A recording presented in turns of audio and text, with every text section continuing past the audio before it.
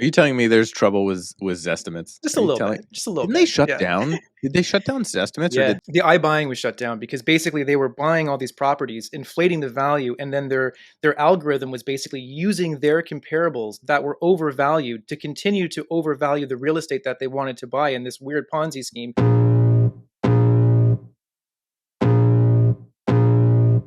Welcome to the Tom Storey Show with Steve Karrasch and Tom Storey, where we discuss everything real estate or whatever else is on our minds.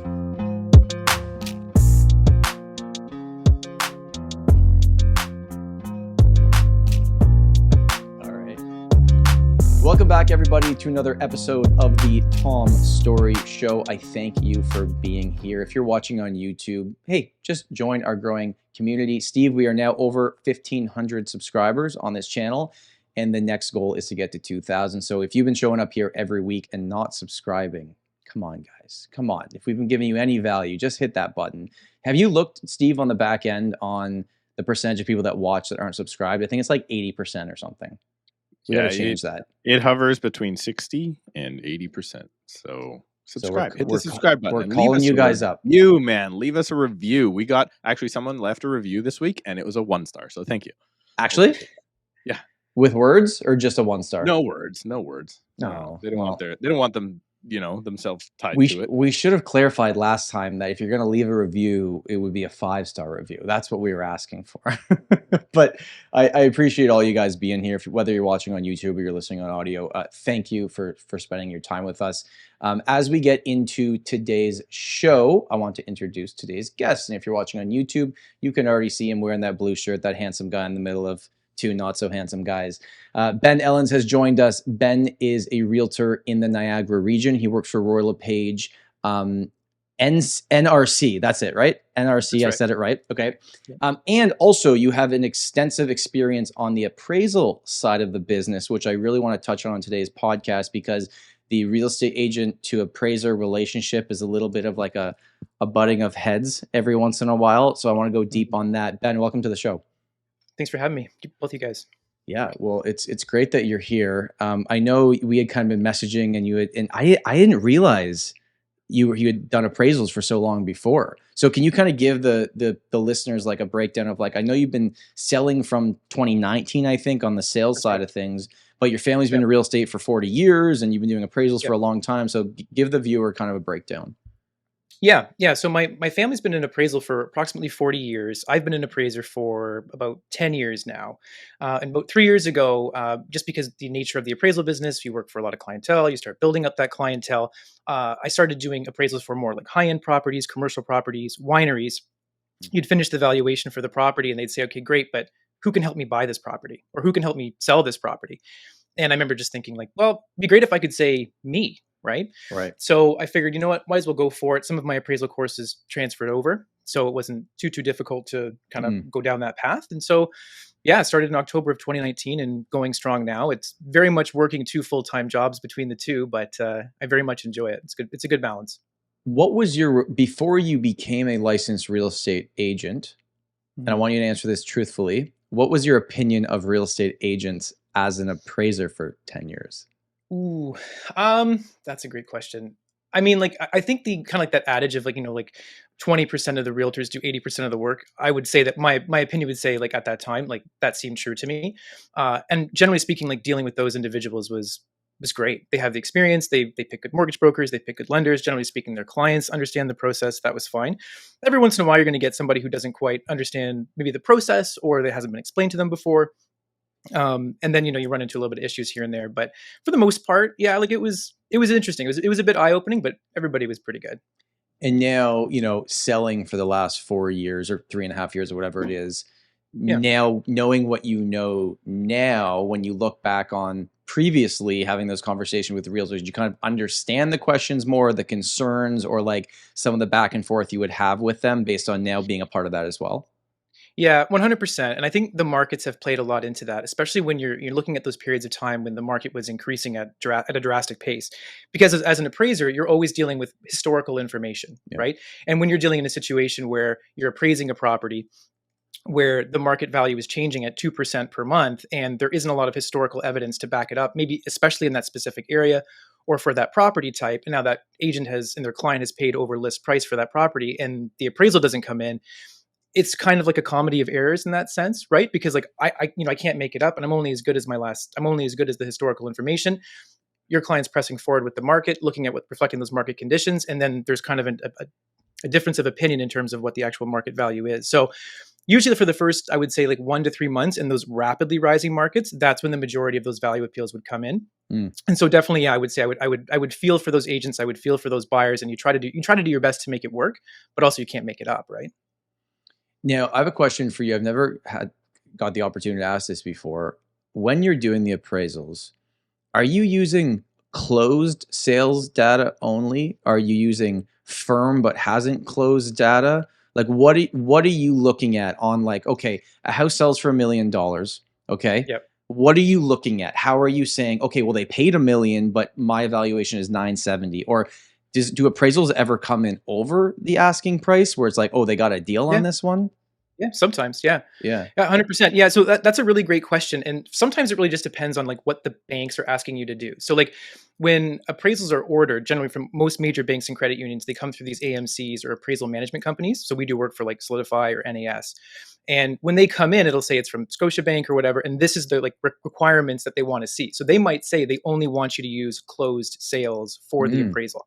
Which from an appraiser's perspective, now I have a difference of opinion with the lender because I'm happy to use a firm sale because that's, in my opinion, that still reflects what a seller and a buyer agreed upon, right? Whether or not it's closed. Right. Is it safest to use closed data? Absolutely. But especially in those rising markets, like if it is the best comparable you can use, as an appraiser, you say, I have to use my words, and you're going to write a bit of a novel as to why I'm choosing to use this comparable. Yes, it's pending. However, it's the best comparable to support the valuation because things are rising so rapidly. And the only closed sale I have is from 3 months ago, but the market's changed by 7% since then, right? So there's a little bit of narrative you have to get into because like you have to, like the lender doesn't know, right? Like you have to write the narrative for them. You can leave nothing, no stone unturned. And when it's all said and done, like they have to understand exactly where you're coming from without having seen anything, right? Yeah. It's got to be a difficult position to come from. I've got a ton of appraisal questions, which is probably going to be the bulk of this episode, but I actually want to go back to the market first here. Cause Steve, before I go back to the market, do you have an appraisal question you want to hit on now, or do you want to wait that for like the middle of this episode? I'm writing them down. Let's talk about the market first and then appraisals later. Okay. Last thing before we talk about the market, before we come back to this, circle back, what does AACI stand for? Accredited Appraiser of the Canadian Institute. And that is like when you get any appraisal in Canada, they are all AACI? Is that how it works, or that's just one specific designation? So that's one specific designation. So the Appraisal Institute of Canada, the AIC, there are 2 designations. So the first is a CRA, and then the other is an AACI. A CRA is basically an appraiser that can do anything less than, I think it's like 4 doors. So it's usually residential, right? Okay. And an AACI is like, that's the highest designation you can get in real property valuation. So I can put a valuation, I can offer advisory or consulting on any type of real property. So residential, commercial, institutional, development land, agricultural. Like I could technically appraise the air rights around the CN Tower if I wanted to, but that's not a project I'd really want to take on. And you have to have a competency in these things, but yeah, technically I can do anything in that regard. So you can appraise air rights. Is that a thing that you've appraised before, strictly air rights? No, but that is like, so appraisers in Toronto, they would appraise air rights. Absolutely. Because if you want to build your condominium development higher, the air above it is valuable, right? That is so interesting.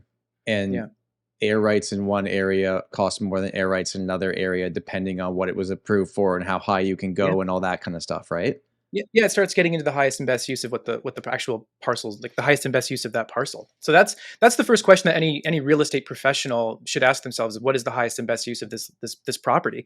And depending on the density of the land, especially in Toronto, like if you can build 100 condos versus 50 condos, like that land's going to be more valuable. It offers more utility and more opportunity to make money. Are you appraising businesses as well? Like if you go into a winery and they want you to appraise it, are you appraising strictly the land value, or are you then adding in the value of the business as well? Strictly land and building. So we would work with another accounting firm to put together something for the actual like business valuation. Right. We look at that. I mean, appraisers can also, that some of them have expanded their practice into valuing like machinery and equipment. That's not something I've done, but we are able to do that as well because, the equipment in a winery is quite valuable as well. Okay, I'm gonna pepper you with these questions, Yeah, so we'll, go we'll for come it. back to this. I want to start with the market. So, Sure. on top of the appraisal business, you've been an active real estate agent in the Niagara region for the last 4 years. Kind of an interesting start, right? So you start. I know you've been a part of the industry, but like on the Yeah. sales side, you start in 2019. It's a pretty good moving along year. We all know what happened in 2020. Then Yeah. 2021 was insanity all year long. And then 2022, we've never seen what happened in 2022 either. So it's like your first 4 years in the industry have been wild. What's that Yeah. experience been like? Well, I think you made the joke initially before we started recording that my 2019 picture and like the picture on my Instagram looks totally different because I really got into it and thought, you know what, like I'm good with appraising real estate. Like that's my job. I'll become a realtor. You know, I'm happy to help out some friends, some family. Maybe I can pick up some referrals. Like that would be great. But then you kind of realize too, like when people start calling you saying we want to use you, and you say, well, you know, I could refer you out to so and so. They just say, well, you know, I'll throw a rock in that direction and hit 4 more realtors I know, right? So Right. we either want to use you or we'll go find someone we really do want to use. So I think for me, like it's kind of like I just decided like I'm going to get into it. I'm going to start working with it. And yeah, it was a wild ride because it seems like every day the market's changing, everything's changing, and you're just kind of learning as you go, right? Was the last 4 years of craziness more difficult as a real estate agent to value properties for your clients or as an appraiser? Appraiser, I think, because in some senses, as a realtor, like if you're doing residential real estate, you kind of can't undervalue, you can't underlist a property, right? I love Like, that saying. Yeah.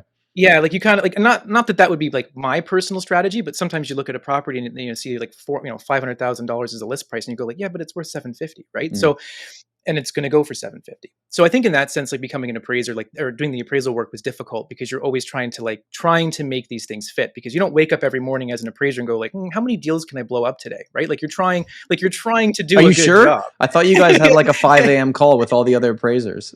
Exactly, it's a big conspiracy. Yeah.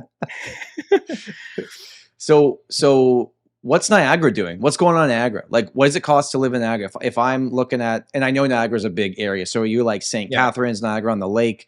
Like, does Welland count? Does Grimsby? Are we Yeah. getting into all these different pockets? Yeah, we're lake to lake. Niagara's lake to lake. So yeah, like I mean, the average price right now, as far as I remember, for February was just under $700,000 across the region. So I Okay. mean, like, and that's going to vary too. Like if you're more Niagara South, like if you're Fort Erie, if you're Port Colborne, like that average price is obviously a lot lower. If you're Niagara Lake, it's a lot higher. I'm located in St. Catharines. I work out of St. Catharines. I mean, and so yeah, if you're north end St. Catharines, yeah, you're going to be looking between $700,000-900,000, something like that for a decent. And what halfway decent is bungalow. that? That's a detached, Detached, somewhat new built 1,100. home. That's like a 1950 late 1950s 1960s bungalow, 1,000 square feet, 3 bedrooms, 50 by 100. You're looking Yeah. at it's like 750, 850, depending on the condition of the property. In Steve's market, if it was built in the 1950s, they touch it and it falls down. They only build new homes out there. It's only investors for that type of thing, for sure. And that's like, I don't know, 1-1 right now, maybe more. Really? Yeah. An hour outside. Well, like Keith would say, an hour outside. I say 35 minutes outside of Vancouver. It's 1-1. So what do we say St. Catharines is an hour and a half from Toronto? What's the actual? No, I mean it's like anything you'd say. It depends on the traffic, right? Yeah. So I think that is the official Ontario measure. It's only 10 minutes away. 75 hours in traffic. Yeah. If I'm going to a Jays game and the traffic's pretty light, like door to door, I can be there in about an hour, like 45 minutes to an hour. Yeah, it's not bad. I almost wanted to take a picture of it the other day. I was driving home from my office to my new house, and I think we may have discussed this briefly before, Steve, but like it was 11 kilometers the distance traveled that I had to go, and it was 29 minutes estimated arrival time.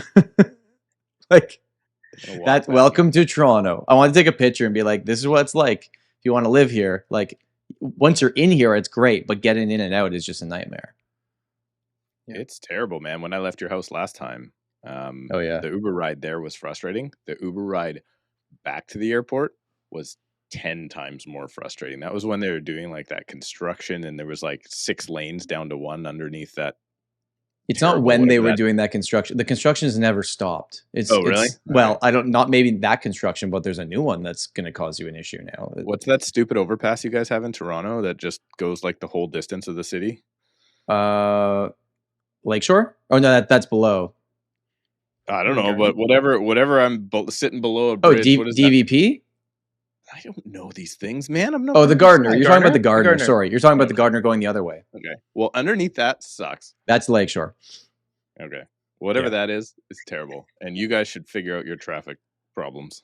Yeah, the Don Valley Parkway has been renamed the Don Valley Parking Lot many, many times because it's so they say you can go 90 kilometers per hour, but you never make it up to full speed. So I've never seen someone get a ticket on the DVP because you can't even go the speed limit. Well, the good news is when you get out to St. Catharines, there's no traffic at all. Is that truth? Barely. Yeah. Well, I wouldn't say we're like a sleepy little town. I mean, the big thing is just like the configuration of the roads, because it feels like everything's like it was built from like the downtown core, and everything's like a 45-degree angle from there. So like it's a lot of like when my wife moved here, she just said like it's really weird to get around because everything's not at it's not a T, right? Like it's just weird angles, so it's kind of hard to get around. But traffic, no traffic. Who is moving to St. Catharines right now? Like if you're looking at the buyers in your market, is it people selling in Toronto going, I want to now retire and sing? Is that who mostly the buyer is, or it's younger families as well and it's kind of spread out? I would say that like 50% of the deals that I've been involved with, like they've been dealing with buyers from the GTA. Just because, I mean, what the bang for your buck that you can get here is just it's just so much better, right? Like if you have something in Toronto for 1.5, 1.8, like Tom, like, and then here you're going to buy something for 800, right? So what person's not going to do that? It just makes sense. And yeah, there's a lot of good amenities here. Why not? And did you see the same run up? So like, I think Toronto in those 2 years of craziness went up 38%, but many other markets went up 50, 60, like dumb percentages. Steve's probably went up like 100%, like, and before it fell. What happened in Niagara region, St. Catharines? Let's go back to January 2020 until the peak. What was the run up, and then what's been the drop off that we've seen? So at that time, I was tracking this obviously for the appraisal work, but we were going up by about 2% per month. So you're looking at like 25 points a year, right? 24, 25 points a year. Right now, I would say that depending on what market you're looking at, and again, like things like Niagara, like places like Niagara Lake don't have a huge data set. Like they just don't have as many properties trading. Right. But overall, I would say we're probably down about like 20, 25% from the peak. Mm-hmm. It depends on the property. It depends exactly where you are. So, I mean, property values are still quite high. I think we're back to where we were in about 2021, like April of 2021, May of 2021. But yeah, that's kind of where we are now. Steve, you guys haven't gone pre-pandemic yet, have you? You're still way above. You're in the 2021 somewhere. Man. Okay, not even close. Yeah, I want to say 2020 came around. My house 1.1, and then it went up to 2 million. And now it's 1.6, 1.7. So like, yeah, we saw that's a substantial slide, but I'm happy. I mean, I was in before. I'm still happy. It's so crazy that when we really break it down, and like all three of us knew, and many people that listen to this podcast knew that whatever the numbers came out in our local real estate boards in February, were going to look pretty damn terrible because it's being compared to year over year, right? You're comparing to a different time at much different rates. And even though the affordability of the houses actually hasn't changed much on a monthly payment basis, we knew these numbers were going to be bad. But the Toronto numbers came out. And this sounds weird to say, we were only down 18%. It should have been more. I was surprised. It should have been 30% based on what we went up. Some of our markets, Tom, because I was hoping the stats came out, and then they came out like literally 10 seconds after our last podcast. Some of our markets are down 28% year over year and up 9.8% month over month. That's the February versus January numbers, right? February versus February, February versus January. Yeah. Like that's insanity to go like, how are we going ups and downs and swings all over? Now, obviously, we're getting roasted saying, you guys are pumpers and you guys want it to go back up. And that's not what we're saying, but I think that there's a very good chance the bottom is in. There's a very good chance for certain markets, not a Canadian statement. Yeah. Asterisk of, did I say that word right, Tom? Yeah, I don't think so. Try a third time. whatever sign you put next to Barry Bonds' home run record, that thing. Yeah. I just trying to make that joke completely lost my train of thought. What was I trying to say?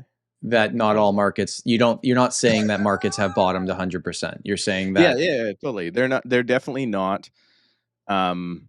going to be bottomed all the way along, but the big note is if rates stay here, we might be fine. I don't think rates are going to stay here. I think rates are going to go up, and I think they might not have a choice. To see more unemployment. We have to. Otherwise, things are going to continue to go absolutely insane. Like, I'll give you an example. You know, Tom, I've been going through this car shop thing, and we've got our problem solved. We fixed. Can we tell the listeners what happened? Yeah, okay. So I paid off my truck, and then 2 months later, my wife's transmission goes in her. Well, we bought that vehicle cash, but the transmission goes, so we get it replaced. And I'm like, you know what? Do I want my wife driving around our 2 kids in a vehicle with you can't get a new transmission, by the way. It had to be a used transmission. So it came out of a wrecked car, blah, blah, blah. So I was like, let's just trade it in. Tried to get Hondas, Toyotas, nothing. So finally, thank goodness, I love you, honey. We are now a full Chevy family. We have all GM vehicles. So we got that vehicle tied up, but I was just looking at a used hybrid Camry. Okay. So this is a year-old 15,000 kilometer used hybrid Camry. That car brand new, I want to say is something like $38,000 to $45,000. Really? The used one was sitting on a used car lot for $58,000. Crazy. So this has to stop. Something has to be done to make purchasing and jobs and all that stuff, because that can't keep going that way. That's getting into like depression time, bring your wheelbarrow of money for a loaf of bread stuff. Ben, I'm getting some breaking news in my ear here. Hold on.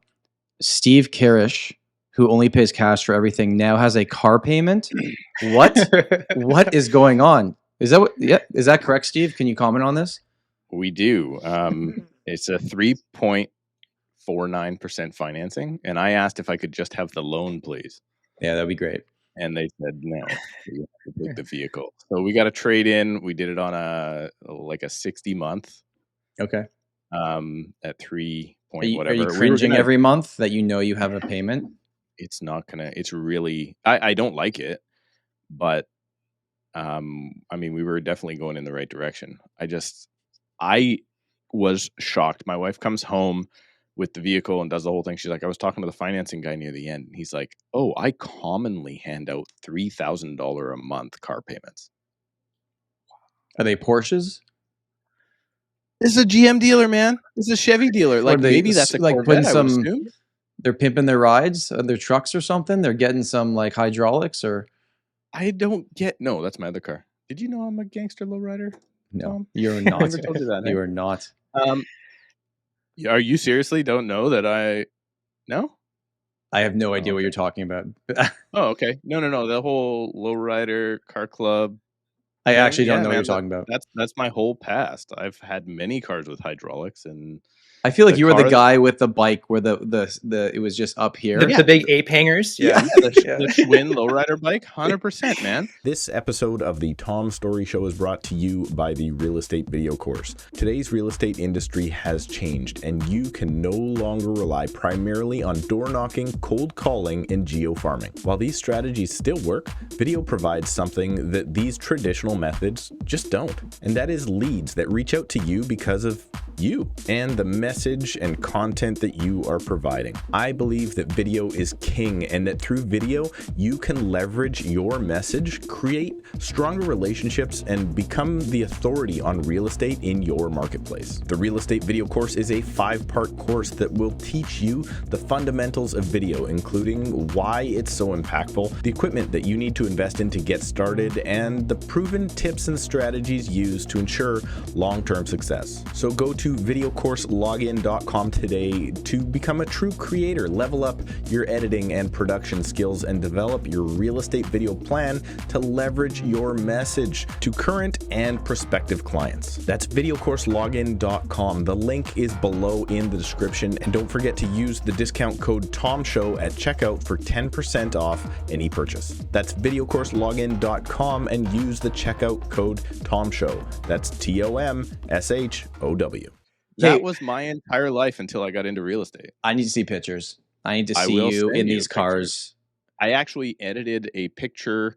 I have a video coming out soon. I'm going on vacation, so all my videos are pre-done. You won't be able to tell when I'm gone, but I have a video coming out soon with literally, I was the president of a car club here in Canada, Lowrider Car Club.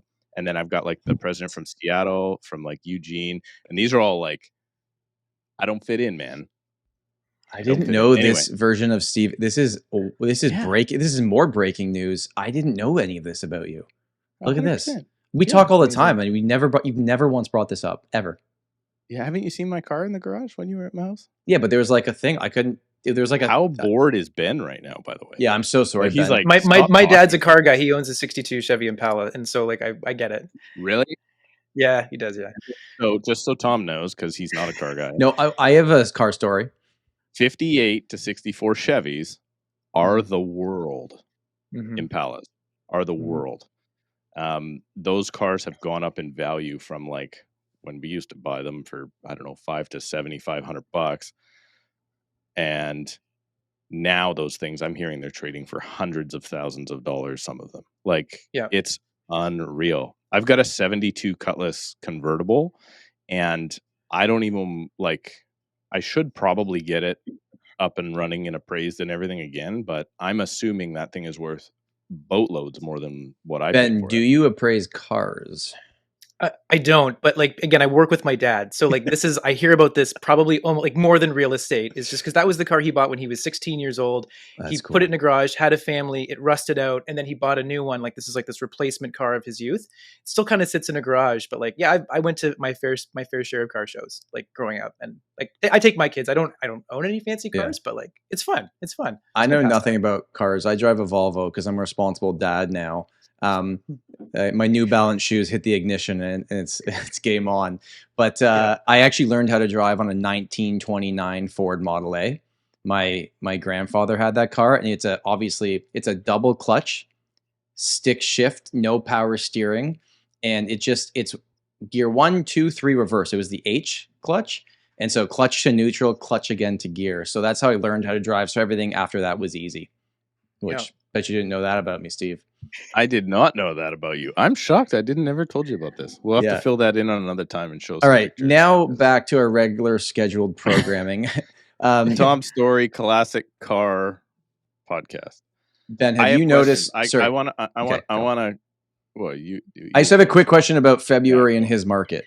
Did you see the uptick that me and Steve saw in our markets? Is confidence back? Did the February pricing go up compared to January? Not really. I would say that a little bit of the inventory is drying up. So like, I think we're officially still in a balanced market, but we're heading into I think we're like a 0.1 away in terms of like a month's worth of inventory away from being into a seller's market. So I'm really interested in seeing what happens, in the spring. But yeah, I think if everything keeps going this way, and the fact that the Bank of Canada didn't raise the rate, I wouldn't be surprised if we're in a seller's market. Were you surprised that they didn't raise the rate? No, they said they weren't going to do it. I mean, like, again, like, I don't know. Like, I think they're going to have to raise it down the road. That's just a hunch that I have. No crystal ball, but I wasn't surprised they didn't raise it this time because they said they weren't. They got to save face. I know a lot of people have given Tiff a lot of public opinions, let's say, but he was in a lose-lose position on this one, right? Yeah, he publicly 100%. Came out and said, I know it's a conditional hold, but he still said it. If he raised it, he was going to look weak. That they're just going back on what they said right away, even though they said it was going to be based on the numbers and everything. And if he doesn't raise it, well, guess what? Our dollar's now at 73 cents as of us recording this podcast. It could get to 65 cents. I did my homework on this. The last time it was under 65 was 2001. That's not going to be good either. And you know what? That's actually going to make real estate in Canada look more affordable to all those pesky foreign buyers that in 2 years they're going to be swooping in and buying even more up, or just getting their PRs. They're bringing money from. That's more realistically what's happening. Right, 500,000 PRs a year. Those people are coming with money now, and if our dollar goes down, and I have no idea how it compares to money from other countries other than the U.S., but if ours go down and theirs all go up, we're on sale. Bank of Canada said too that they're still anticipating Canadian inflation gets to 3% at some point this year. Do we think that's realistic? That could actually happen? Like, I know it's been trending in the right direction, but 3% or 3.9%? Is that what they said? 3.9? No, I'm just wondering, like, oh, I see. Is the question 3% or is the question 3.9%? Because I think 3.9% starting with a 3. Yeah, starting with a 3 is very probable. Yeah, I think. But I think they're gonna probably have to come back next. What's the next announcement? 6 weeks away. Like, they're gonna go, okay, cool, that was our pause, and here's another quarter point. And I can see that happening for a good, and then pause again, and then maybe another quarter point, right? Like, just much more slower, measured approach, as opposed to the U.S. Fed, which sounds like, Lord help me, they're gonna go crazy. Like, Powell is not going to allow his reputation to be the guy that didn't get inflation under control. Like, he is ruling with an iron fist. I think the States is having a bigger issue, though. Like, I think the States is literally, like, I don't know if they're just more okay with spending or what. Like, we have more household debt, I guess. But their mortgages are different. Like, inflation's going to be stickier there. Like, a 30-year mortgage there, like, your rate's locked in for 30 years. Yeah. Right? So you have a lot more money maybe to spend on the other stuff? I'm not moving. I'm going to stick around. I've got lots of disposable income for the next, 29 years left. Like, I think in Canada it's different. Like, my mortgage renews in 3.5, 4 years. Like, I could be looking at a different payment. So we're going to tighten our belt now, right? But if I had another 25 years left, like, I don't think I'm that worried about it. Yeah, like, I wonder what percentage of Americans have a mortgage that is at under 3%, locked in for the next 25 years. Like, that meme that's going around? It's like the person on the balcony looking down at everyone being like, I fixed at 2.5, right? Like, that's probably going to save a lot of them, where we're going to feel more pain in Canada, you'd think, on the mortgage payment side of things. Yeah. I don't know. Agreed. Yeah, I would just wish they would introduce, like, if they cared, and again, they don't. It used to exist, though, right? In Canada? Did it not used to exist that we had the longer terms? But they took it away because the banks were almost tricking people into taking the longer terms, that they wanted to give us options, and that's why they're shorter? So I've heard from old folks. I tried to research this, actually. I couldn't find any information on it. But the old folks tell me that the reason we have 5-year mortgages is because as interest rates come down, people thought it was predatory and they couldn't get out of their higher rate mortgages. So they're like, the banks sold it as, hey, look at, we're nice guys. We're only going to lock you in for 5 years. And then when rates are lower, we're going to give you a better rate. But now we're going in the other direction, right? So it's both sides of the argument, and they're being used against each other. I personally think they should offer it. They do. I mean, they offer a 10-year, but what's a 10-year right now? 7.5% or higher. But it's not even. It's the offering of it is one thing, but the penalty associated with it is the issue here. The penalties are what the issue limit. It's gouging. It's ridiculous, right? You got Jagmeet up there yelling at what's his name, Galen Weston, and telling him how he's profiteering and all this stuff. And then you're not pulling the banks up to say, look at these. I love that, by the way. I watched that argument, and I haven't seen it yet. I am so anti Jagmeet that he's sitting there just saying, like, you guys are making record profits. You guys are charging all this stuff. And I understand the argument. And I actually put a comment on one of the CTV news. I was a troll. You got but I actually said something like, I know how the tables have turned. I know how he feels. I agree with Jagmeet. I have the exact same problem with my taxation. Right? Like, they're coming after record amounts of taxation. They're not trying to give that back. And what they won't admit is that's what's causing the problem. Right? It is not greedflation, as he's calling it. It is absolutely too much money pumped into the economy with no reason to spend it on services and all the reason to spend it on items. And then the cost of items go up. Oh, and by the way, we can't get you those items. So now we got a problem. Okay. Now that Steve's rant on the economy has been wrapped up. No, I have an appraisal question. Okay. I legitimately have an appraisal question. Here's the issue I had with appraisals. So as the market started to come down last year, the appraisals would come in, and they would obviously come in lower. Right. But I, with my clients, never once had a problem closing on a property. Never. So I think that's because when I work with a buyer, at the time of the offer, whether it be unconditional in some of those times or conditional or whatnot, the mortgage brokers I work with order the appraisal at the time before we remove conditions, ideally, or at the time the offer was submitted, and we get the appraisal numbers in now. Do you think that maybe a lot of the issues were a lot of brokers were hoping the market went up, so they held off ordering the appraisal until the very end? Is that what goes on?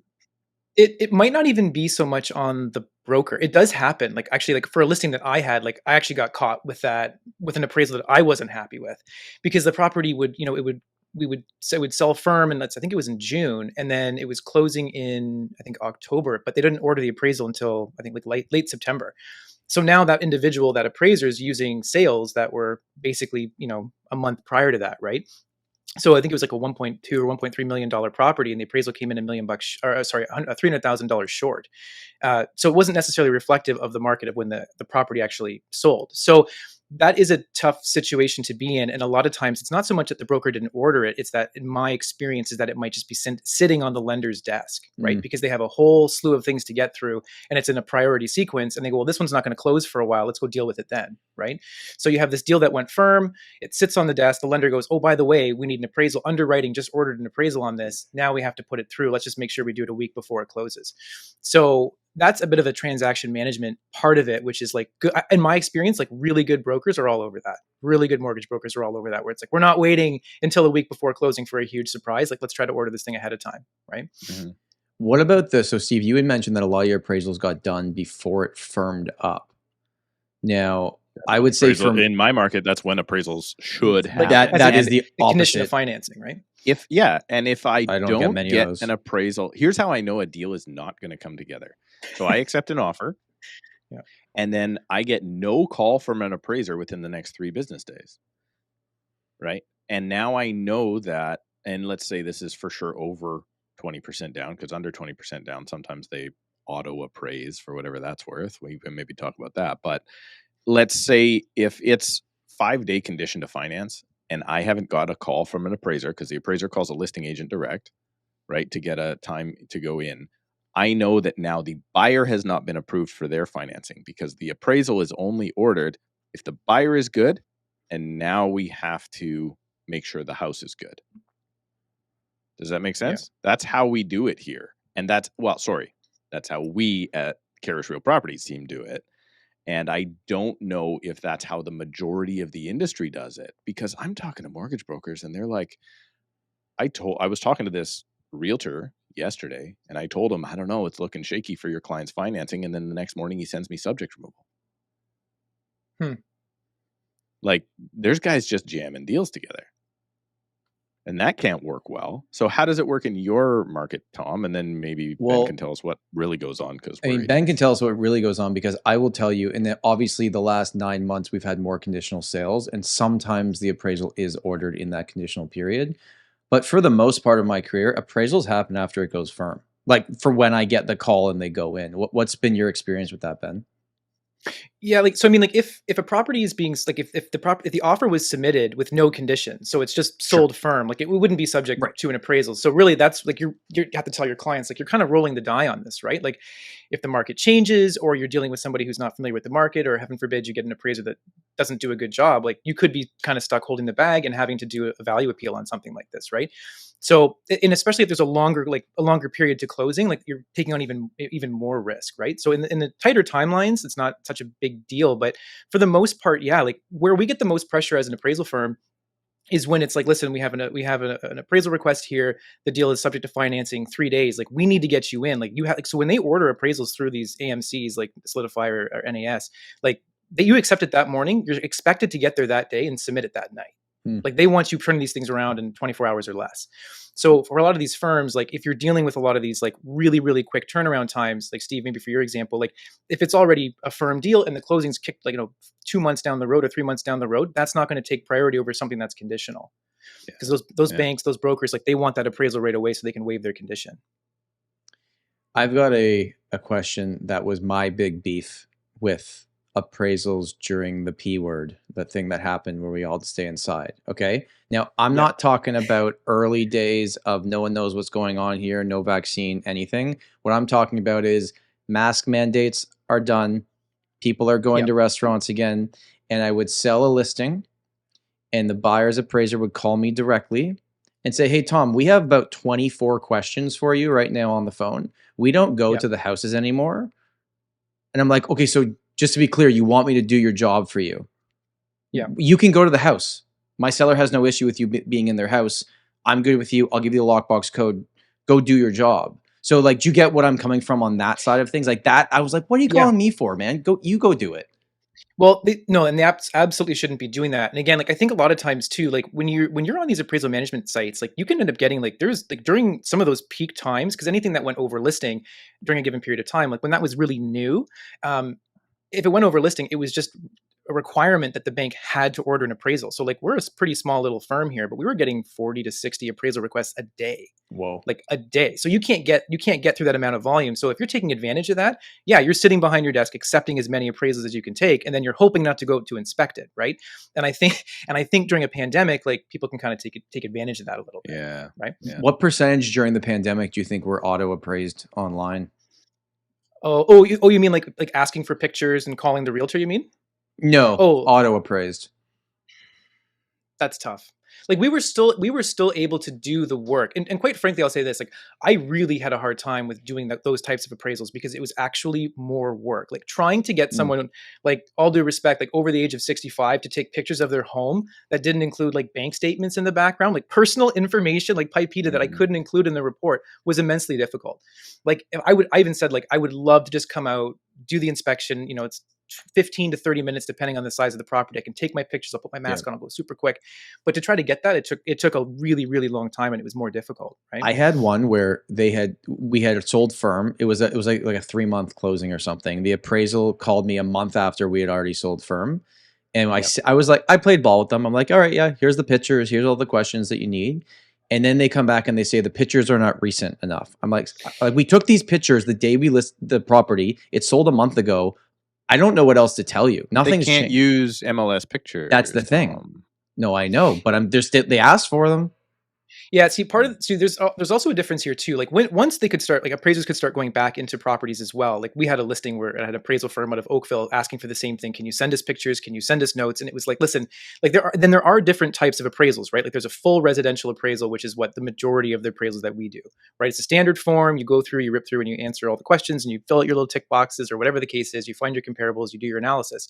But there's also some which in that type of appraisal requires that you do an on-site inspection. That's just inherent in doing that.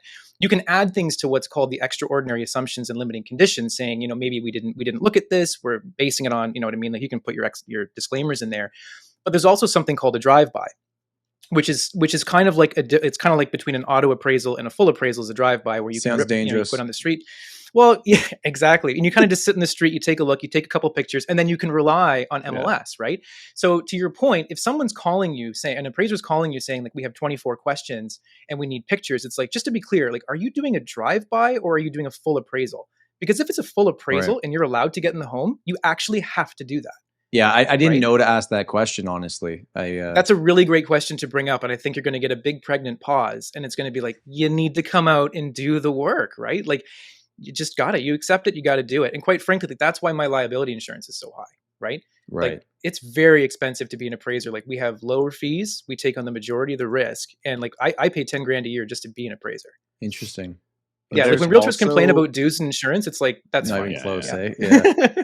Well, we just got our fees reduced. Oh, that's great. That'll be good for the number of new agents coming in. Right. So we just got our fee reduced because there's such a surplus of agents paying them that we don't have to pay those high amounts anymore. Hey, your board should talk to our board. That'd be fun. You guys must be making boatloads over there.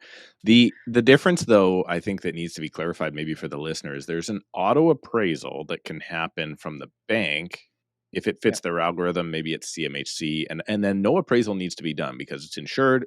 It checks all the boxes. It goes into a very low risk for default folder, and then the property itself does not need to be appraised. Then there's appraisals, which is what Ben's doing, and then there's a model. I don't know how prevalent it is, but I got advertisements for it within the last 12 months of desktop appraisals. Yeah, no matter what, we can do everything online. Okay. Yeah. Similar to a drive-by. So like there's different, and again, depending on the criteria of the lender, like that's what will happen. And I think for the appraisal industry, like there's been talks for many, many years of automation and valuations. And I think like I pretty much feel like my job's secure. Like until those AVMs, like those automated valuation models, can be insured, I'm just fine. Because quite frankly, like I'm just here to get sued. Right? Like if my valuation's wrong, I'm the one who's going to take it on the chin. Right? Like that's what my insurance is for. So for an automated valuation model, like until they're good enough to be insured, they're not a threat. Are you telling me there's trouble with zestimates?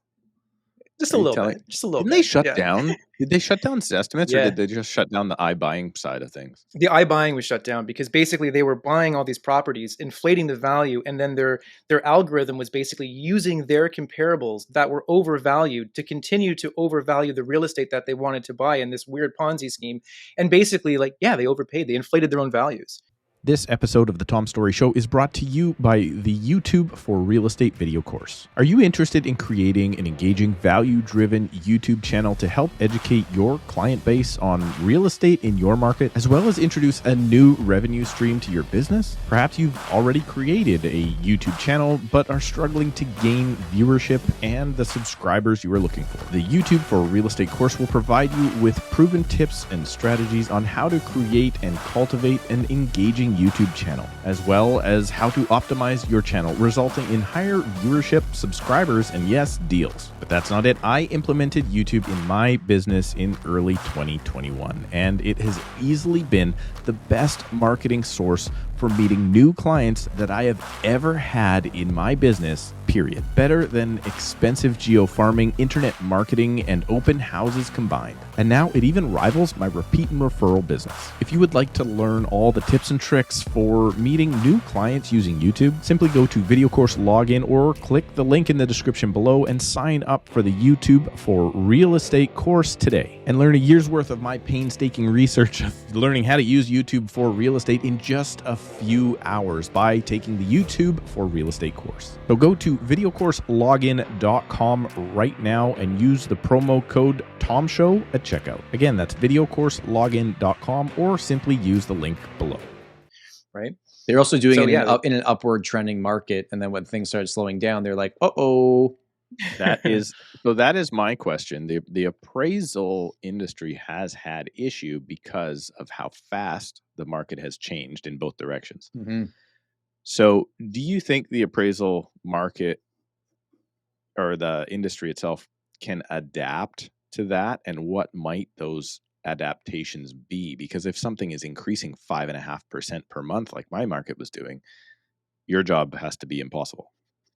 For that time period, for those first 3 months, like I actually, generally speaking, depending, because when the requests come in, sometimes you can look at it, you can look at the deal, and you might be like, you know what, I'm going to make someone angry. I'm not going to take this deal because I know I'm in that 1 to 3 months where I don't have any historical evidence to support this market value. Even if it reflects a market value transaction, I don't have the historical data to support it.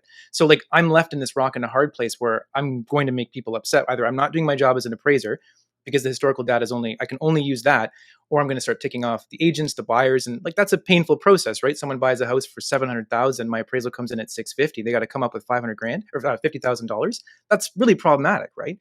So I think once you get past that time frame, like once you get past like that 3 to 6 months, and you can start seeing a bit of historical evidence, and you know that the market's trending at 2% per month, I can make time adjustments. But before that time frame, it's exceedingly difficult. So yeah, like to answer your question, like it is for when the market's rapidly rising from a standstill, it's nearly impossible. And is there any conflict of interest being a real estate agent and an appraiser? Like you can't appraise your own listings, right? Or like what if you make an offer on a property and you lose on it, and then you get called in to appraise the price on the winning offer? Like what does that all look like? How do you deal with that? It could be there could be like massive inherent conflicts in doing both. And I'll give you an example. Like I do a lot of work in the agricultural space, which is a very small community, especially Niagara, which is a small community. So like I was selling a greenhouse. It's a $4 million plus greenhouse, but these are usually traded exclusively because nobody wants anybody knowing their business typically, right? You find a buyer, you find a seller, you put them together. So we ended up doing both sides of the deal. And then the bank, and we do a lot of work for lenders. So I knew where to take this transaction to say like, this would be a great deal for you guys. You can do it. And they said, that's fantastic. Can you appraise it? And I just went like, I don't think there's a bigger conflict in real estate than doing both sides of the deal and then submitting an appraisal on it. So I'm gonna have to pass. Unless you're the lender one. as well. Also, exactly. I did Also, I'm just private financing it. Think about it. You did just appraise it though, because if you're bringing them the sale, like I got a buyer and seller putting market value together here. I did the appraisal. This is what I think it's worth. Yeah. Well, my opinions of value, I would say, like, I do put an extensive amount of time into them. Like, it's pretty much when it's done, it's not an AIC appraisal because we have to run through like it's called CUSPAP. It's sort of like our standards. So we have to make sure that they meet these certain guidelines. But like when I'm done an opinion of value, it's effectively an appraisal, right? Just because like I want to make sure I always hold myself to that standard. But yeah, like I feel pretty good. Like once I have a list price in mind, like I'm good. I'm good on that price. Like let's not argue about it. So if you've had a listing that you've sold maybe helped a buyer and somebody else does the appraisal, right? It's not you. Yeah. And an appraisal comes in low on something you've represented your own buyer on. You're like, hey man, I know how to do this. Don't you dare tell me. That's got to be a weird like that happens. That's got to be a weird conversation. It does happen, and it depends who it is. Like I'm not so again. Like there was a property we did. It was in Niagara in the Lake. I think I mentioned it earlier, but sold for like 1.2, 1.3. An appraiser came in and appraised it for $300,000 less than it sold for, and it's like, well, hold on a second. Like I need some information on this. So in those instances, like you do submit a value appeal, and you always have to assume that anyone kind of working the process, whether it's the broker or the agent on the other end, like. In the best of ways, assume they don't know anything. Assume they don't know what they're doing. So you start digging into the process and you realize that the appraiser that came out to appraise, this is a rural property, 5 acres, house with an outbuilding.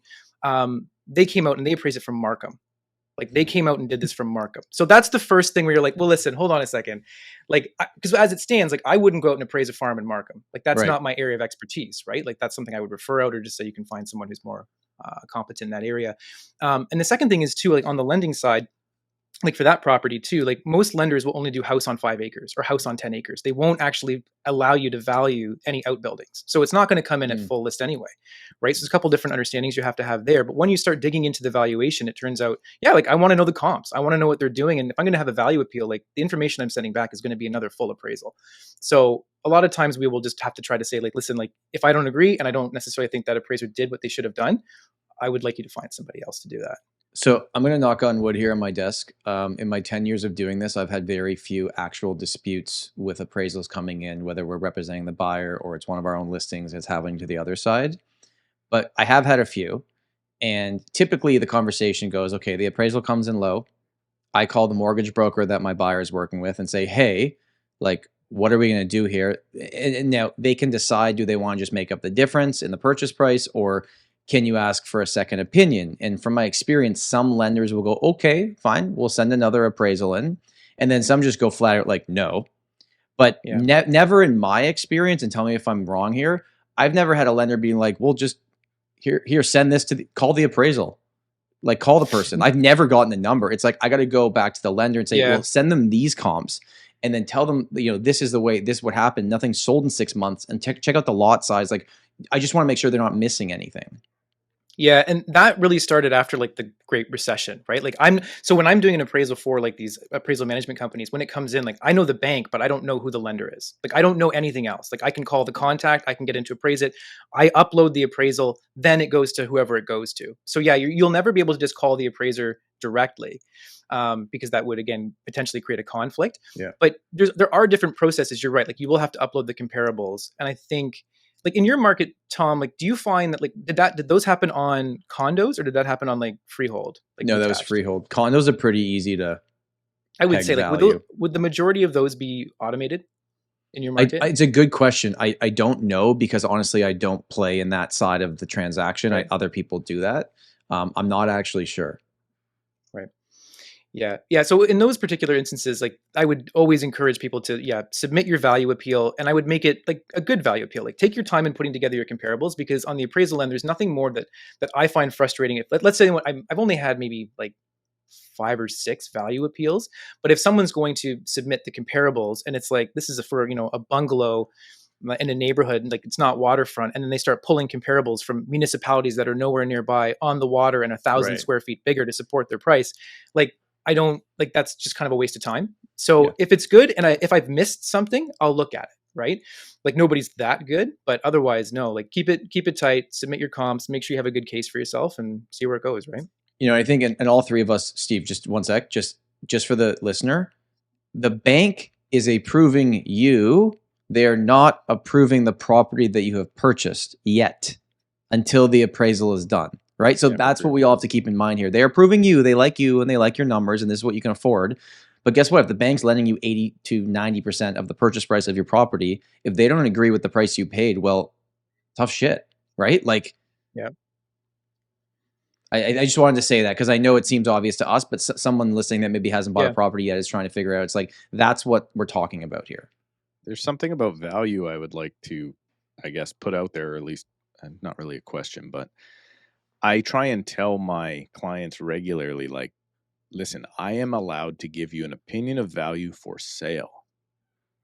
I'm not allowed to give you an opinion of value for whatever else you want it for. Estate purposes, sometimes I'm not allowed to. Refinance, obviously, I'm not allowed to. And people don't seem to understand that there can be different values tied to the same property for those different reasons. Like, for instance, if you're buying an apartment block, your value might be more tied to rents and income than it is to dirt and building. Yeah. So how can you dumb it down for me listening? Like, what is the difference on looking at those different types of value? Because people just don't seem to understand the difference. Yeah, so we would look at it, and there's two definitions that we would look at for, let's just say, a commercial appraisal of like a multi-residential building. If that building was totally vacant, like they had no tenancies, it had no contract rents, like that would be the fee simple interest of that property, right? Like that's those bundle of rights, but it's kind of free and clear. There's nothing really encumbering it in terms of like leases and things like that. But then there's also something called like a leased fee interest in a property. So we do see this a lot in like multi-residential properties where, let's just say that the property is trading on the direct comparison approach. So you look at a building, the number of units, you divide up a number of units and say it's trading for, $200,000 a unit. But the tenants have been in the property for, 30 years, and they're all getting a deal where it's, $500 a month on their rent. So in one sense, like it might be trading for $200,000 a unit, but the actual income approach, the leases that are tied to the property that are totally encumbered by it, actually drag the value of that property down, right? So that's a sense where you could say like an investor might look at this if they can, I don't know, try to pull something off that shady and try to get the tenants out and say, I think it's worth this. But the bank's going to look at it and say like, if we, heaven forbid, we have to take this property back, we're tied to these leases, right? Mm-hmm. And based on those leases, and if we use a cap rate, 5%, capitalize it into value, it's not worth what an investor is willing to pay for it because we just can't get rid of these tenants, right? So there could be differences of like millions of dollars depending on the size of the property. Like I've appraised multi-residential properties that have lease rates that are so low, and let's just say it's a hot water heat or like it has hydro for heating, and the landlord is paying for that. Sometimes the landlord's paying their tenants to be there in the winter, right? Like the bill's $700 and they're only getting $500 a month. Like that building's there's not a lot of inherent worth if you can't get that tenant out, right?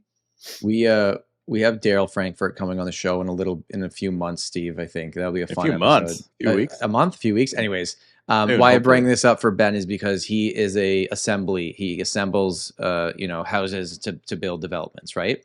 And he's basically like, listen, my value of this house could be $2 million for what I need it for what it will produce for me, but the value of this house to any other buyer is $1 million. Mm-hmm.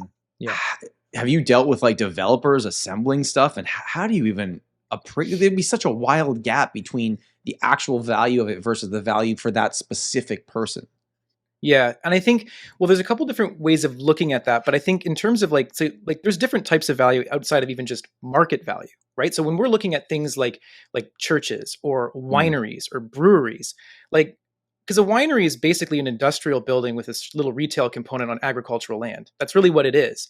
And that business can be very specific. Storage facilities is a good example. And that's actually an example of what's called value in use, right? Okay. Like it's not necessarily market value, it's value in use. If you have a storage facility that's fully rented and knocking the lights out, that's probably my favorite type of real property. My favorite thing to appraise, and it's a great type of real estate to have. If that property is not being, if you can't get any tenants for that property, what do you convert it to? Like you can't just change a storage facility into a Wendy's, right? Like you have to pretty much just knock it over and start over again. So when something like that is functional and it's being used, that's value in use, right? And if you have to change that use, well, the market value might be a lot less. We got about a few minutes left here, but I wanted to like discuss this one kind of big question. Okay. And this isn't necessarily even my opinion, but you're here, you've been in the appraisal industry. Let's have this conversation, right? Like, go for it. This is not going to be an argument. This is going to be like, I'm seriously just curious. Okay. So an appraisal, one person, based on their opinion, based on running the numbers, based on all the training you've had, which is more training than anyone else to make that decision. I understand that. Gets to decide the value of the perceived value of a property because that one person believes that. You send 4 appraisers to the same property, you will likely get 4 different results, maybe, right? Or at least 3 different results. Yep. Versus a free market in which the market value of a property, in terms of definition, is what someone is willing to pay for a property, right? Now, again, I get the banks lending the money and everything. So just like that conversation on what appraisers do versus what the market does, and that dispute between the two of them. You get what I'm trying to say, right? Yeah. Thoughts on that? Yeah, and I think sometimes maybe the best answer is there is no good answer, right? Okay. Like I think in a lot of cases too, like if you have 4 appraisers doing the same property and they come up with vastly different answers, like I would say that has something to do with their education and their training. A lot of times in the appraisal reports that I've reviewed, it comes down to their comparable selection. Sure. And I know like when I've looked at other different, like I've helped realtors do this or other appraisers, it's like you've picked the wrong comp. Like if you initially select a comparable that you already know right off the hop, you have to adjust it more than 10% of, like, let's say that the value of the property that you're appraising in terms of what that agreement of purchase and sale is. That's the wrong comp. Like you're doing too many adjustments, and the more adjustments that you make, the further away from value you're going to get. That's just a fact. So a lot of times I would say, like, if you do have difference of opinions, I would reevaluate what comparable sales you're using. Sometimes too, like as a realtor, like you'll take a one-off sale and say, we're going to hang our hat on this one-off sale. Like I have more support for a lower value, but I'm going to try to, my job is to get the most amount of money for my client, or I'm going to do something else that, it's legally, obligated by the client or whatever, but you're going to try to get the most amount of money. So you might hang your hat on, as an appraiser, an outlier sale. And this is happening a lot in Niagara on the Lake for agricultural land along what's like Highway 55, which is like pretty much like Boardwalk and Park Place for wineries. Like there's a recent sale that went for $175,000 an acre, which is outlandish for values in Niagara on the Lake. Like the rest of agricultural acreage that's planted, you might be looking at $50,000 to $60,000 an acre. But now everyone's saying that their farms are worth $120,000 to $175 million or $175,000 an acre. And you're going, well, but that's one sale, right? Like one sale doesn't make an entire market. So I think that's where there's that difference of opinion again, where it's, well, if you get it, great. God bless you. Good for you. But on that sale, just really quick, on that sale, was that sale appraised at what they paid, or was there an issue? Like, I guess we don't know that, right? We don't know. If I had to guess, like I think it was a publicly traded company that bought it. And generally speaking, like if they're going to pay a ridiculous number for something, they better have the bank account to back it up. They got cash. So yes, or they would say like, we'll take what we can get from the bank and we'll just do the rest because we just need that location. And that's not wrong either, right? Like I think it was a winery between, I think, Jackson Triggs and Trias. Like you want that, if you want that 50 acres or whatever it is, you're just going to have to pay for it. And sometimes that's just what it is, right? And you must experience that in your markets too, where this is just a really unique property. It's probably not going to appraise, but it doesn't mean someone's not going to pay for it, right? Right. Yeah. Steve, you got thoughts on this? Because you've been doing real estate, longer than me. You've been around forever, So I'm sure you've had run-ins with appraisals and not coming through. And okay, really quick question, because I know someone asked me to ask you this, Ben. Yeah. How is it that some appraisals come, like if a house sells for $916,000, the appraisal comes in bang on at $916,000? Is that because it's an auto appraisal? Is that what's happening? No, sometimes, because like when you're doing a direct comparison approach in appraisal, which is basically you pick 3 sales that you believe would be reasonably similar substitutes to the subject property, and then you make your adjustments. So one might be a bit bigger, a bit smaller, a bit nicer. You make your time adjustments and things like that. And then what happens is that you end up with a range of values, right? Because market value always forms a range. Like market value realistically shouldn't form a single point. Anyone who says it's a single point is most likely wrong. And then so if they're really trying to push that value up to the upper end of that market value range, they might just push it to make that number like exactly to the $1,000. Yeah. Okay. That's probably what that is. So if that happens, that they were like just barely squeaked that one in. Hey, Tom, it's Steve from ABC Appraisal. Just confirming a few things here. I see that it's your asking price was this. And what was the accepted offer? Yeah, right. So we're required to ask that question, though. We're Really? required to. I thought this was we just are. So okay, this is appraisal done. Wait, you guys don't No. know? Wait, I thought you knew what the sale price was before you went in. Not always. No, that's not always. So when we get the appraisal request, sometimes, again, good lenders, good mortgage brokers will attach the APS to the request, right? And so you know what you have. But sometimes you show up on site totally blind, and there are two fields in an AIC full residential appraisal report where it says you have to talk about the transaction history, right? So you actually have to say, is the property currently listed? Has it traded in the last 12 to 24 months? So I think part of the problem with that question, Steve, is the appraiser needs to preface why they're asking. It's not like, hey, I'm trying to back into a number here. It's, listen, it is a requirement of the AIC that I ask this question. What did it sell for? Right? My appraisal could be lower, it could be higher, but I'm actually required to look at this. And one of the reasons is that in this market where prices were going like crazy, and there was a lot of properties that were like sale resale. So you've probably seen it in your markets where it's like, I don't know, condo traded for $750, and then a couple months later it traded for $850. We have to write something in there saying like this property sold for $750 and now $850, and then an explanation as to why. Because the lender or the underwriter looking at this, like I've dealt with underwriters that are in Halifax going like, can you explain to me why 3 months changed and the property value went up by $100,000? Like, you didn't write anything about that, and this seems really strange to me. And you have to say, well, market conditions, or they've done a lot of improvements, or the property sold initially and it was underlisted, undersold, right? Like, you have to have some explanation. So we're required to ask that. Don't you think underwriters should maybe be working on deals in markets they understand? Is that a whole nother conversation? Like, I'm licensed in Ontario, Steve's licensed in BC. I can't just go out there and sell a property in Steve's market. But underwriters are all across Canada. Yeah, so that happens a lot in commercial, right? Okay. Like if you're doing a deal, like there's a lot of underwriters where it's like, hey, I'm looking at your winery appraisal, but I'm actually sitting in Halifax. Like, can you explain to me what the winery looks like? And you're kind of like, oh, this is interesting, right? So yeah, that's a conversation right there for sure. Interesting. Well, this hour flew by. That was a really fun conversation, Ben. That was awesome. Thanks for having me, Steve. You got any final thoughts here? I want to name a couple of things I've just been thinking about. Okay, let's do it. This might extend it a little bit too much, but I've got three things. One, when you're talking about rentals, super true that it will devalue if you don't raise your tenant's rent. It will devalue. I'm going to think of just a condo I did for a client that I met off of YouTube, actually. And he was the nicest guy on the planet and nicest landlord ever. And that condo was renting for like $975, and current rentals are $1,450 or more. And as a result, he sold for less money because the new person had to take on the tenant. Why did they have to take on the tenant? Because they were an investor as well. Okay, but that was as an investor, I wouldn't have been buying that property, right? Like, I mean, no, you would have bought that property if the rent's low, as long as the price made sense. Sure. Price made sense. Yeah. So that's step number one. But my kind of final question, 2 more points. Final question for Ben though. What about no comps?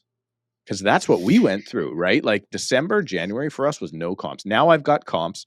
The sellers may not like where they're at, but I've got lots of comps now. Yeah, that's a really tough situation. And I'm doing an opinion of value now, and I was in the same situation. Like I have nothing. Like nothing is sold here in like 9 months, anything similar.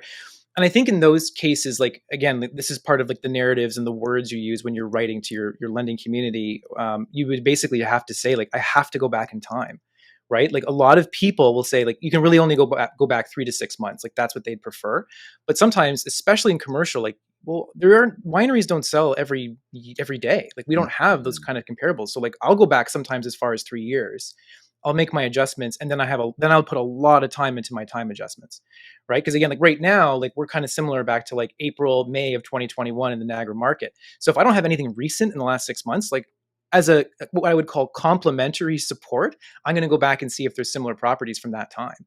Because what else do you have? Like you have to have something, right? That's something we can do with HPI really well, right? Like you can go like, okay, I know we're here now. you can go back to HPI. When's the last time we were here? And then grab sales from that market. And you can go, okay, this is a pretty good measure. That's my recommendation in those cases. Cause you can't, cause that's the thing too. You have no comps. Like you can't make it up. Like you have to have something, right? Totally. Ben, I want to thank you. And then I want to bore you with just a couple things because Tom and I have to do a wrap up. I'm going on vacation, Tom. This is the last thing I have to do before I go on vacation is this podcast. Yikes. And this is Tom's idea. Wait, Steve's going on vacation? I thought you couldn't afford vacations. No, I thought we've been talking those car payments. I'm going nowhere. Just a podcast vacation? You're just leaving the podcast for a week? Do you remember, Tom, this was actually one of the things we went through a few years back, a phonecation. I know you've never done it because you will not admit your addiction to your phone. My screen time tells me every week. Yeah. I will admit my addiction to this stupid thing. So I'm actually taking my computer in for a full service because Tom Storey recommended the wrong computer for me to buy a couple years ago, and it kind of stinks. But this was his other recommendation. You remember this thing, Tom? Oh yeah, the dumb phone. I am going to a dumb phone for the week. I'm going to. So what does it do? It doesn't send. You can only take phone calls, right? No text, no email, nothing. No, it does. So phone calls, yes. It is. You know the weirdest thing about this thing? It is a Wi-Fi hotspot if I needed to connect to something. So phone calls, text messaging makes me want to throw it out the door. It can text. It's called a light phone too. But every time I text, I just stop texting and just phone the person instead. Right. And then they've just added an app for podcasts. So I can still have it on me, listen to a podcast. The only problem is the podcast app takes up so much of its memory that I'm not sure I can download a podcast on. So I did that, and then I bought a book, and I am going to go screen free for 7 days. We'll see how that goes. Wow. Well, we wish you luck. Ben, do you have an addiction to your phone like Tom does? That won't admit it? Yeah. Oh, yeah. No, I'll admit it. Yeah. It's a problem. That's the first step, right? Just admitting it. It is the first step, because here's what it's like hanging out with Tom. Actually, all my realtor friends are like this. Huh? Oh. But it's because I'm like dealing with a client. It's not like I'm like scrolling Facebook. You know, it is fueling my business at least. If we looked at your phone right now on your screen time, and I know it's on airplane mode for the recording of this, but if we looked at that right now, I'm assuming Instagram is in your top 2 apps. You probably have number 1. Messaging, email, and Instagram is probably right. Instagram, YouTube, and then text and email are my top 4 always. Exactly. So you have an addiction, Tom. Instagram's also a platform in which I do a lot of business from. So, you know, is it an addiction or is it running a business? Whatever excuse you need, Tom. I'm just telling you, start a phonecation, get a dumb phone. My SIM card's going in here, and I will be able to, when my group text messages come in, it's going to be it's a mess, but we'll figure it out. Yeah. Well, I wish you luck with that. Ben, thank you so much for coming on the show. That was a lot of fun. You know, we've never really had a chance to talk with someone in your position, right? Like having the experience on the appraisal side, being an expert at that, and then also doing what me and Steve do on a daily basis as well. Like that's an interesting mix that, like how many appraiser realtors exist? Can't be that many. In Niagara and ACIs that do sales, there's 6 of us, I believe. And my dad and I are 2 of them. Yeah. Now, how many realtors also drive Uber on the side? Never mind. We're not going there. We're not going there. Yeah, Ben, are you a part-time realtor? Is that? Yeah. I'm just kidding. If you could just send me all the links, and everybody watching, all Ben's contact information is going to be down below. Final thing though, Steve, I know you have to leave. Ben, best place for people to go to connect with you directly. I know they can go to the link below, but I want you to tell them also. Yeah. Instagram. I mean, I'm addicted. It's there. Like I'm on there pretty much 24/7. So awesome, man. Well, I appreciate you being here, Steve. Enjoy your vacation. Everyone that is listening, I hope you have an amazing day. Thank you for being here. Please like and subscribe to the YouTube channel if you haven't already, and leave us a review on Apple Podcasts as long as it is 5 stars. That is the caveat. Have an amazing week, everybody, and we will see you soon. Bye. Thanks guys. Ben. That was awesome.